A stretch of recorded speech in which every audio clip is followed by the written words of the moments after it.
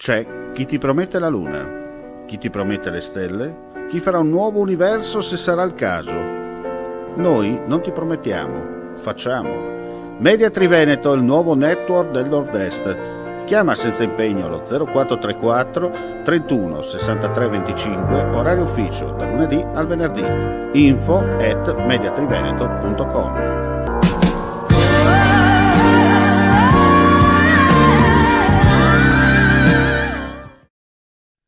Ben ritrovati gentili amici e amiche, la visione all'ascolto, spazio informativo live di friulitv.net.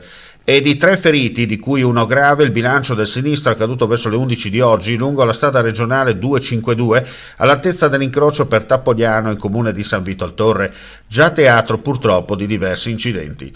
Una mancata precedenza all'origine. Il più grave è stato trasportato a Udine, dove si trova ricoverato in prognosi riservata.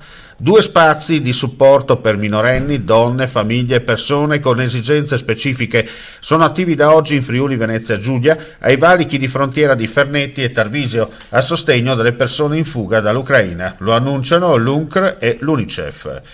Un uomo di 30 anni è stato denunciato dalla polizia locale di Trieste dopo essere stato sorpreso a lanciare sassi contro un passante.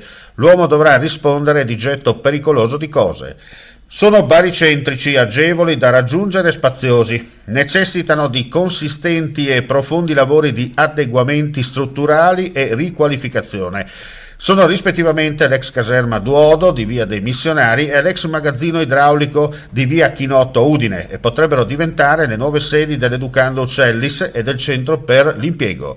E con questa notizia chiudiamo qui questa edizione flash. Ulteriori news sul nostro sito friulitv.net. Grazie per la visione all'ascolto e non resta che augurare a tutti voi un buon proseguimento di giornata.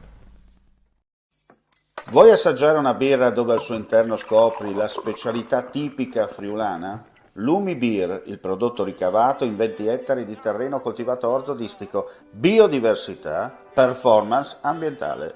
Lumi Beer nelle sue 5 versioni disponibili, 4 per consumo veloce e dissetante e la versione Magnum per intenditori. Lumi Beer si abbina a qualsiasi palato. Lumi Beer è un prodotto esclusivo Azienda Agricola Pancera, il buon seme, i buoni frutti.